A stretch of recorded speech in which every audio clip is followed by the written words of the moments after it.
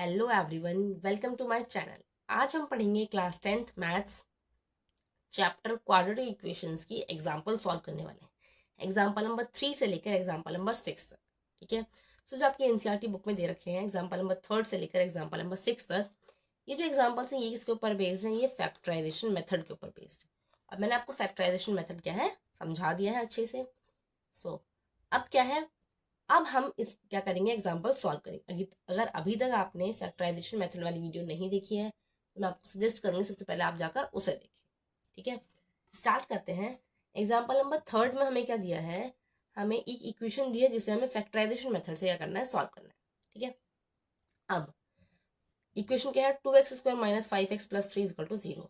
मैंने आपको क्या बताया, सबसे पहले हम क्या करते हैं, सबसे पहले हम इस वाली टर्म को, मतलब इस नंबर को और इस नंबर को, यानी कि ये क्या है, स्टैंडर्ड फॉर्म में लिखो इसको, ax² plus bx plus c equal to 0। यानी कि हम पहले a और c को उठाएंगे और ये देखेंगे कि इनको ऐड करके सब्ट्रैक्ट करके हमारे पास b आना चाहिए, यानी कि ये टर्म। तो अगर मैं 2 और प्लस 3 को ऐड करूँ, 2 प्लस 3 करूँ तो मेरे पास 5 आ रहा है। यानी कि मैं 5 को कैसे लिखूंगी? 2 और 3 के जैसे लिखूंगी। कैसे? देखो, मैं इसको लिखूंगी 2x² minus 2x minus 3x plus 3 equal to 0। क्यों? मैं 2 को क्या, मतलब 2 प्लस 3 5 होता है, तो मैं -5 को कैसे लिख सकती हूँ? -2 -3। क्योंकि -2 -3 कितना होता है? -2 -3 होता है हमारा -5। कितना होता है? -5 होता है। ठीक है, हम यहाँ से करेंगे सेम चीज। अब हम कॉमन निकालेंगे। कॉमन में 2x को मैं कॉमन निकाल सकती हूँ इसमें और इसमें। तो जैसे ही मैं 2x को कॉमन निकालती हूँ, अंदर क्या बचता है? x। ठीक है, और यहाँ क्या बचेगा? -1, क्योंकि 2x को -1 से मल्टीप्लाई करेंगे तभी तो हमारा -2x आता है। अब इस वाले में हम क्या करेंगे? -3 को बाहर निकालेंगे। जैसे ही मैं -3 को बाहर निकालूंगी तो आप देखो अंदर क्या बचेगा? x-1। कैसे?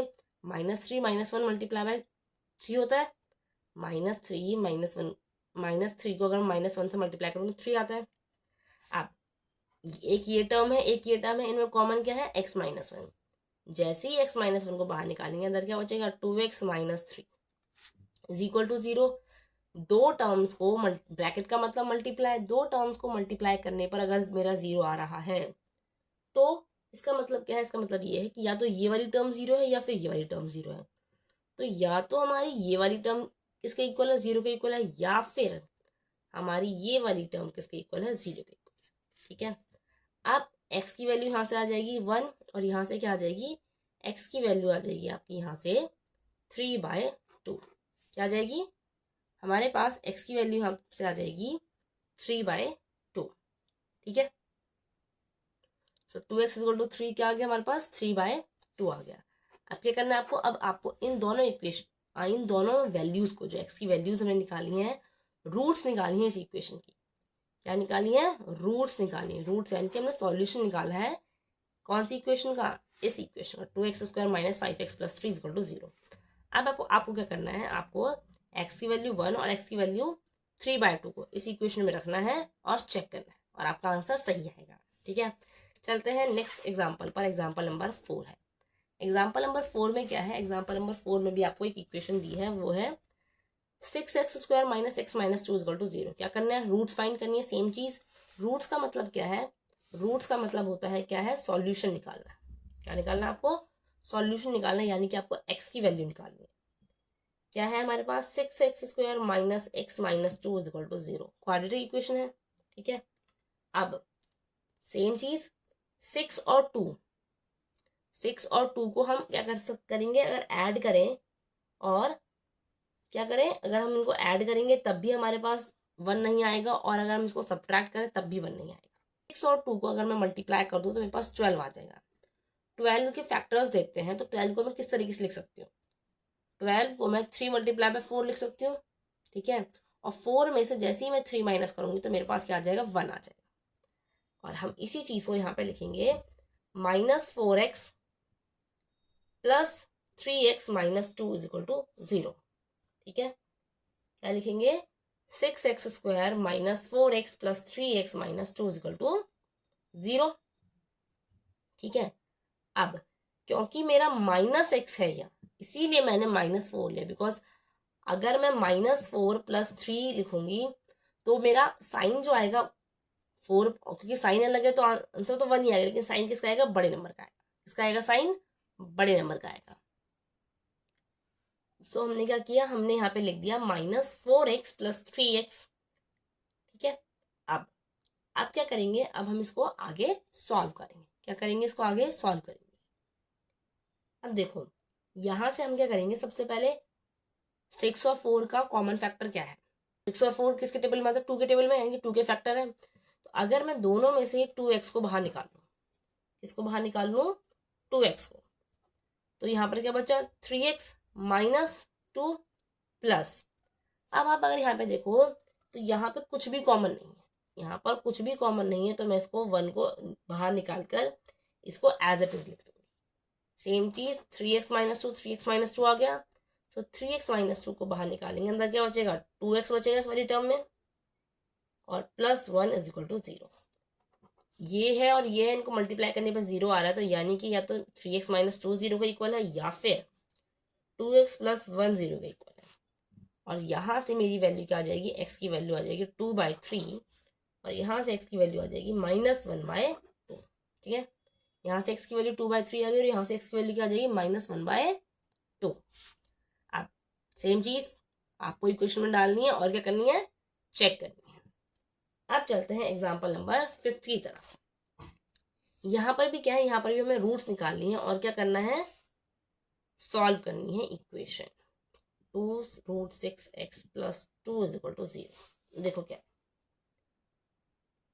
ये जो क्वेश्चन है इसमें भी हम सेम चीज करेंगे। अगर मैं 3 और 2 को ऐड करूँ तो 3 + 2 5 होता है, 3 में से 2 गया 1 होता है, तो ये मेथड भी यहाँ पे काम नहीं कर रहा। अगर मैं 3 और 2 को मल्टीप्लाई कर दूं तो 3 × 2 6 होता है। 6 को हम क्या है? 6 × 1 लिख सकते हैं, 3 × 2 लिख सकते हैं। तो ये जो तरीके हैं अब ये यहाँ पर काम नहीं आएंगे। 2 तरीके बताए थे मैंने आपको। पहला क्या था? इन दोनों को उठाना है, ऐड करो, सब्ट्रैक्ट करो, बीच का नंबर आ गया तो ठीक है, लेकिन नहीं आ रहा, कोई बात नहीं। दूसरा तरीका क्या था कि मल्टीप्लाई करो और जो हमारा आंसर आए उसके फैक्टर्स देख लो। 6 आ रहा है, 6 × 1 होता है, लेकिन 6 + 1 करेंगे तब भी नहीं आएगा, 6 - 1 करेंगे तब भी नहीं आएगा। ठीक है, तो अब हम क्या करेंगे, अब हम इसको क्या है, √6 को देखते हैं। तो एक्चुअल में √6 होता क्या है? √6 होता है √2 × √3, यही होता है। और आप देखो तो 3 भी है हमारे पास, 2 भी है, तो हम क्या करेंगे, हम इसको लिखेंगे इस तरीके से, 3x² - √6x -√6x। क्यों? क्योंकि 1√6x और 1√6x कितना हो जाएगा? 2√6x हो जाएगा, +2 = 0। अब ये क्या है? √6 है, ये 3 है। 3 जो होता है हमारा, 3 जो होता है वो क्या होता है? √3 × √3, यही होता है। तो इसको पहले ऐसे लिख कर मैं आपको बता देती हूँ। 3 क्या होता है? √3 का स्क्वायर होता है, √6x -√6x + 2 क्या होता है? √2 का स्क्वायर होता है। ठीक है, अब इस दोनों में से मैं √3 को बाहर निकाल लूंगी, √3x को बाहर निकाल, इसको बाहर निकालेंगे, यहां से मैं निकालूंगी √3x को बाहर निकालूंगी इन दोनों में से। जैसे ही मैं √3x को बाहर निकालूंगी तो यहाँ पर क्या है? √3 का स्क्वायर है, x का स्क्वायर है। अगर मैंने √3 और एक x को बाहर निकाला तो अंदर क्या बचेगा? √3x। यहाँ पर √3x गया तो क्या बचेगा? -√2। इन दोनों में क्या है? √2 को बाहर निकालूंगी, और क्योंकि मुझे यहाँ माइनस चाहिए, √2 जो अंदर है उसके साथ माइनस चाहिए, तो मैं -√2 को यहाँ बाहर निकालूंगी। जैसे ही मैं -√2 को बाहर निकालूंगी तो अंदर क्या बचा? अंदर बचेगा आपका -√2 गया तो अंदर क्या बचेगा? √3x, और यहाँ पे बचेगा -√2 = 0। ध्यान से देखो, √3x - √2, √3x - √2, तो √3x - √2 को बाहर निकालने पर अंदर क्या बचेगा? अंदर बचेगा √3x - √2 = 0। सेम टर्म्स है दोनों, तो हम इसको क्या लिखेंगे? यहाँ पर लिखेंगे कि √3x - √2 का होल स्क्वायर किसके इक्वल है? 0 के इक्वल है। ठीक है, अब क्योंकि इसका स्क्वायर, कि ये क्या था? ये ऐसे था ना, √3x - √2 और √3x - √2 0 को इक्वल है, तो सेम चीज है भाई। a × a क्या होता है? a × a यानी कि a का स्क्वायर, तो हमने वही चीज लिखी है। दिस × दिस क्या है? एक्चुअल में इसका होल स्क्वायर है। तो होल स्क्वायर है तो सेम ही चीज़ है कि भाई क्या होगा, ये किसके इक्वल होगी, 0 के इक्वल होगी। और हमारे पास x की वैल्यू क्या आ जाएगी, यहाँ से x की वैल्यू आएगी हमारे पास √2/√3। क्या आ जाएगी, √2/√3। चलते हैं एग्जाम्पल नंबर 6 पर चलते हैं, और आपका एग्जाम्पल नंबर 6 क्या दे रखा है, वो है ये। Okay, find the dimensions of the prayer hall discussed in section 4.1। ठीक है, सो सेक्शन में 4.1 में जो डायमेंशन हॉल था उसके बारे में बात की गई है। ठीक है, अब क्या है, सबसे पहले हम देखते हैं सेक्शन 4.1 के इसको, प्रेयर हॉल को। तो ये है आपका सेक्शन 4.1 का प्रेयर हॉल, यही है। अब हम क्या करेंगे, हम पहले इसको समझते हैं कि यहाँ से इक्वेशन बनी कैसे। ये है आपका क्या, रेक्टेंगल, जिसका एरिया दे रखे हैं आपको 300 मीटर स्क्वायर, और इसकी ब्रेथ है x, और ये क्या है, इसकी लेंथ है 2x + 1। ठीक है, इसमें आपको ब्रेथ दे रखी है, लेंथ दे रखी है, और आपको एरिया दे रखा है।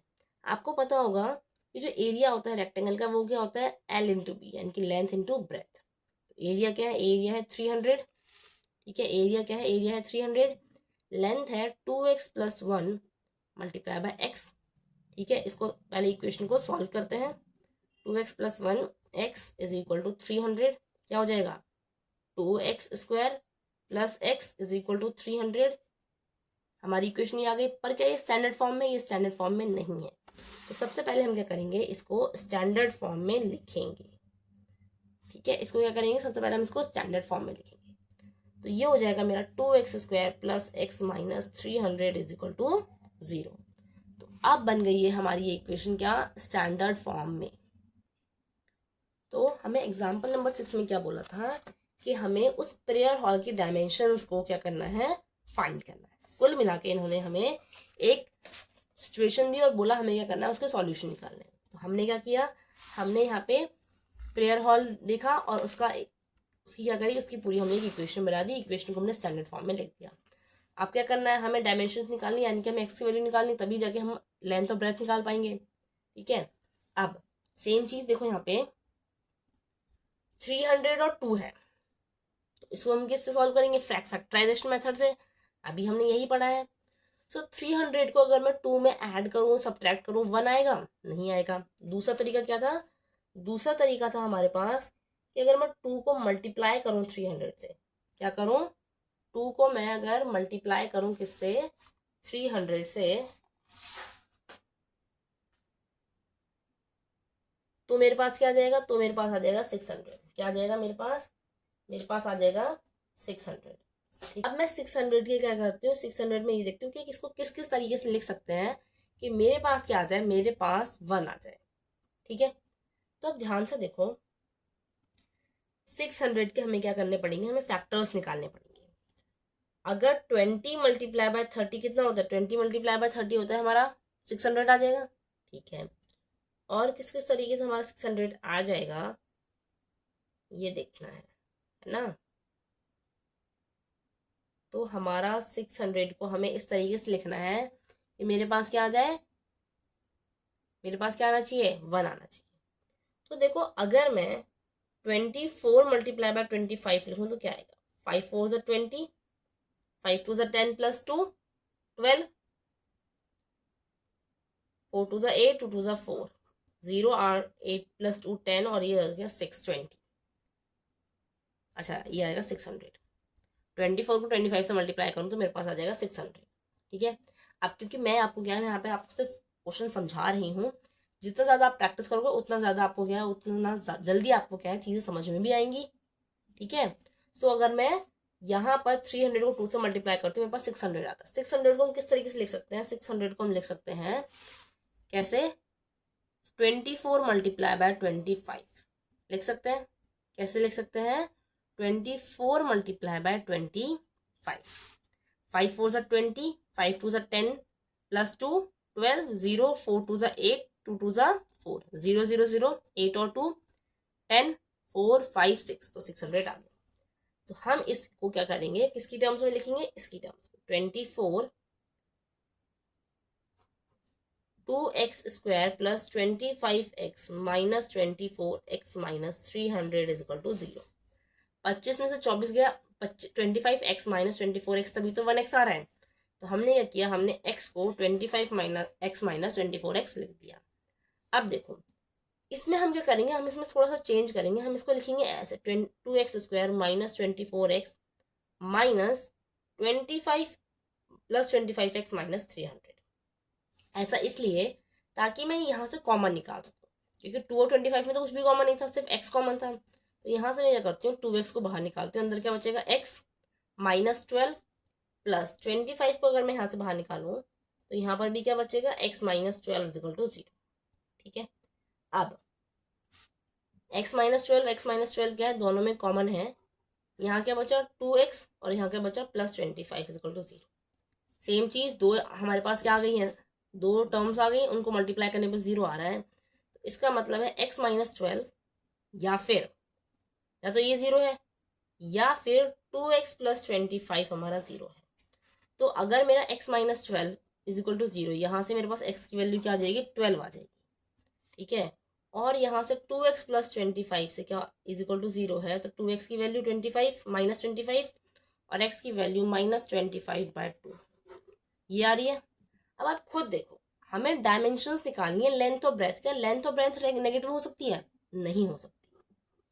ठीक है, लेंथ और ब्रेथ नेगेटिव नहीं हो सकती। अभी तक हमने देखा कि अगर हमें सिर्फ क्वाड्रेटिक इक्वेशन के सॉल्यूशन निकालने के लिए बोला होता तो हम x की वैल्यू नेगेटिव भी हो सकती है, कोई दिक्कत नहीं है उसमें, लेकिन हमसे उन्होंने ये नहीं बोला कि आपको इक्वेशन की सॉल्यूशन निकालना है या रूट्स निकालनी है, उन्होंने बोला आपको डायमेंशंस निकालनी है। तो डायमेंशन यानी कि लेंथ और ब्रेथ में कभी भी आपकी नेगेटिव नहीं होगी, क्योंकि अगर आप ध्यान से देखो तो हमारा जो ये प्रेयर हॉल है इसकी ब्रेथ ही x है, ब्रेथ x है, तो क्या ब्रेथ कभी नेगेटिव हो सकती है, नहीं हो सकती। तो हमारी एक्चुअल वैल्यू क्या आई x की, 12 आई। तो अगर मेरे पास ब्रेथ क्या है 12 है, क्या थी x थी, ब्रेथ x थी, और वो क्या आ गई हमारे पास x is equal to 12। Length निकाल, लेंथ क्या थी 2x प्लस 1, तो 2x की वैल्यू क्या 12 प्लस 1 यानी कि 2 को 12 से मल्टीप्लाई करेंगे 24 प्लस 1 यानी कि 25। तो हमारे पास लेंथ कितनी आ गई, लेंथ आ गई 25। ठीक है, क्या है ब्रेथ मेरे पास आ गई 12 और लेंथ आ गई मेरे पास 25। समझ में आ गया। सो आई होप आपको सारे एग्जाम्पल समझ में आए होंगे और आपने ये सीखा होगा कि किस तरीके से हम डिफरेंट डिफरेंट क्वेश्चंस को कर सकते हैं। ठीक है, एक बार दोबारा इसको समराइज कर देते हैं। पहले एग्जाम्पल में हमने देखा कि हम फर्स्ट और थर्ड मतलब फर्स्ट और लास्ट वाले जो नंबर्स हैं इनको ऐड या सब्ट्रैक्ट करके बीच वाला नंबर लिख सकते हैं। उसके बाद कॉमन निकालना होता है और ये होता है हमारा फैक्टराइजेशन मेथड। दूसरे में हमने देखा कि हमें एक्चुअल में देखो मेन क्या होता है फैक्टराइजेशन मेथड में, मेन पॉइंट होता है हमारा जो हमारी बीच वाली टर्म है, हमें क्या है, हमें इनको जो ये वाली टर्म्स है इनके उसमें लिखना है। ठीक है, इस तरीके से लिखना है ताकि हम क्या कर सके, बाद में कॉमन निकाल सके। ठीक है, तो पहले वाले में क्या देखा हमने कि फर्स्ट और लास्ट को ऐड करके या सब्ट्रैक्ट करके हमारा बीच वाली टर्म आ जाती है। दूसरे में हमने देखा अगर फर्स्ट और लास्ट को ऐड करके नहीं आ रही है तो क्या करो, इन दोनों को मल्टीप्लाई करो और फिर देखो कि हम उसको किस तरीके से लिखें कि हमारी बीच वाली टर्म आ जाए। जैसे 6 को 2 से मल्टीप्लाई किया 12 आ गया, 12 को हम 3 मल्टीप्लाई बाय 4 लिख सकते हैं। ठीक है, और 4 माइनस 3 करेंगे तो हमारा 1 आ जाएगा। उसके बाद हमने देखा कि ये दोनों ही मेथड काम नहीं कर रहे, कि पहले को फर्स्ट और लास्ट को मल्टीप्लाई करके मतलब ऐड या सब्ट्रैक्ट करके कुछ नहीं आ रहा, मल्टीप्लाई करते हैं तो 6 आता है हमारा, 6 मल्टीप्लाई बाय 1 होता है। फैक्टर देखा, 6 को मैं +1 करेंगे या -1 करेंगे तो भी कुछ नहीं आ रहा, तो हमने इसको डायरेक्ट रूट को अलग किया। फिर हमारे साथ लास्ट एग्जाम्पल 6th एग्जाम्पल, जिसमें हमें उन्होंने ये नहीं बोला कि आपको क्वाड्रेटिक इक्वेशन के सॉल्यूशन निकालने हैं या रूट्स निकालनी है, उन्होंने कहा कि आपको इस प्रेयर हॉल की डायमेंशन निकालनी है। ठीक है, हमने पहले प्रेयर हॉल से इक्वेशन बनाई, इक्वेशन बनाने के बाद हमने इसको सॉल्व किया। जब सॉल्व किया तो हमारे पास वैल्यू नेगेटिव आ गई, लेकिन हमसे उन्होंने वैल्यूज नहीं पूछी, उन्होंने हमसे डायमेंशंस पूछी थी। ठीक है, और डायमेंशन कभी भी नेगेटिव नहीं हो सकती, इसीलिए हमने एक्स की ये वाली वैल्यू को वैलिड माना और सॉल्व किया और डायमेंशंस निकाली। आई होप आपको सारी चीज़ें समझ में आई होंगी। कहीं पे कोई डाउट है तो आप क्या कर सकते हो, आप कमेंट्स में लिख सकते हो। ठीक है, वीडियो आपको अगर पसंद आई हो तो लाइक करें, शेयर करें और चैनल को सब्सक्राइब करें। मिलते हैं नेक्स्ट वीडियो में, बाय। और एक और चीज़, प्रैक्टिस ज़रूर करते रहें। ठीक है, बिकॉज मैथ्स में अगर आपको मैथ्स को अच्छे से समझना है, ठीक है, क्योंकि मैथ्स में देखो डिफरेंट डिफरेंट टाइप के क्वेश्चन होते हैं और जब तक आप डिफरेंट टाइप के एक ही टाइप के क्वेश्चन सॉल्व करते रहे, जैसे मान लो हमने यहाँ पे अभी तक 4 एग्जाम्पल सॉल्व किया और चारों डिफरेंट थे, ठीक है, तो जब तक आप डिफरेंट डिफरेंट टाइप के क्वेश्चन सॉल्व नहीं करेंगे तब तक आपको चीज़ें क्लियर नहीं होंगी। तो आपको क्या करना है, ज़्यादा से ज़्यादा प्रैक्टिस करनी है। ठीक है, बाय, मिलते हैं नेक्स्ट वीडियो में।